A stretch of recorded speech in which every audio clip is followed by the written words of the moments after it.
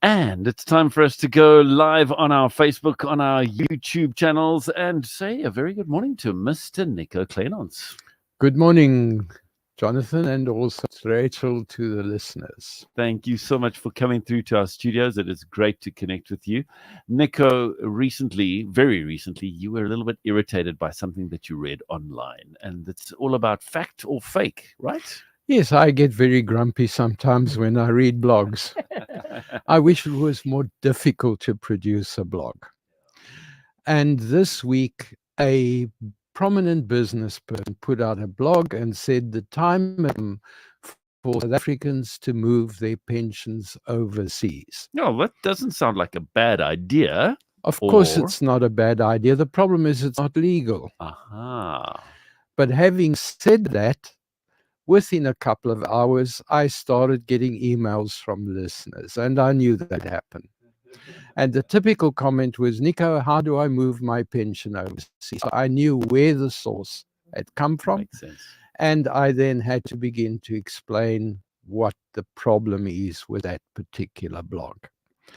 Now, the problem is that the Pensions Act has certain rules. And within the Pensions Act, there is a regulation called Regulation 28. Okay. Now, if you want to read up more about it, I don't have the time to explain that. So go to Google, go to Old Mutual, and then just type in Regulation 28. So then you can get, that is the easiest explanation you're going to find. Now, Regulation 28 says that when you put money in a pension-based investment, there are certain rules. And not more than 75% of your pension investment can go into equity. Not more than 25% can go into listed property. Not more than 30% can go offshore. Now, this manager said put 100% offshore. 30% is the maximum. That is the maximum. Not more than 10% of your money can go into hedge funds. Now, that's what Regulation 28 says. Now, once you've got your money into a living annuity, then you can push it up to 35.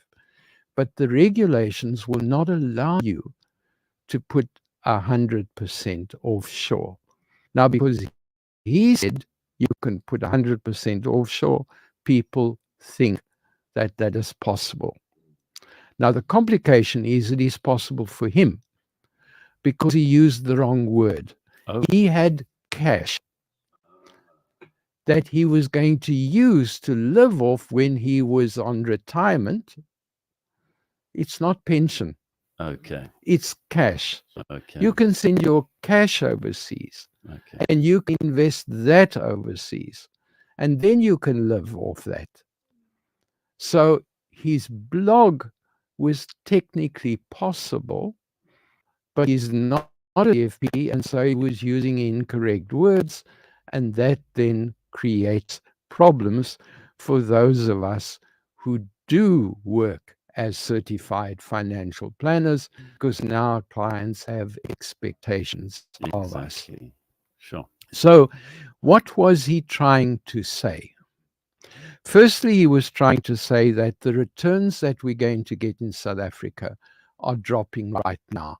He's right.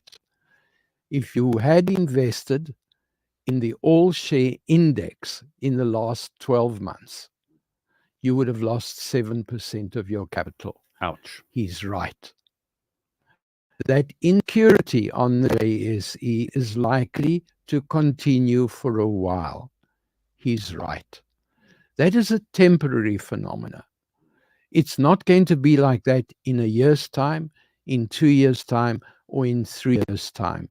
You can't take a short-term phenomena and project that ahead 20 years and assume it's going to continue. There are going to be times when the short-term growth is going to be 15 or 16%. You can't make long-term projections based on short-term phenomena. So that is a problem. So if you do have a couple of spare million lying around in your bank account, you can do what he said, send it offshore.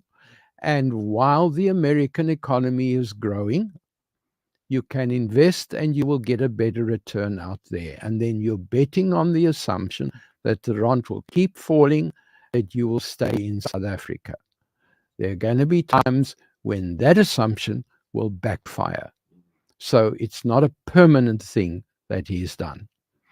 So what is it if you're a salaried earner and you don't have that option? What are your options then? Firstly, you've heard me say this often, don't put all your eggs in one basket. So if you're planning on retiring and staying in South Africa, you can't have your pension as your only investment. That would be silly. It's going to create problems. You've got to have other assets as well in categories of growth that are not going to be affected by the JSE growth. So you need to have some kind of rental income. That's really important. You need to possibly have some kind of commercial income investment. You need to have some kind of business. There are thousands of certified financial planners in South Africa. Consult. Don't work on general knowledge and blogs. The law is complicated. Get help and make it easier for you to survive. Sure. Great advice and love it. But if you want to connect with Nico, you can send an email to questions@northwood.co.za. But I think that one thing we have to take away is speak to a certified financial planner. Absolutely. And then also diversify. Yes. So, yeah, so on point. Nico, thank you so much for chatting to us. We look forward to chatting to you again in the near future. Thank you. Thank you.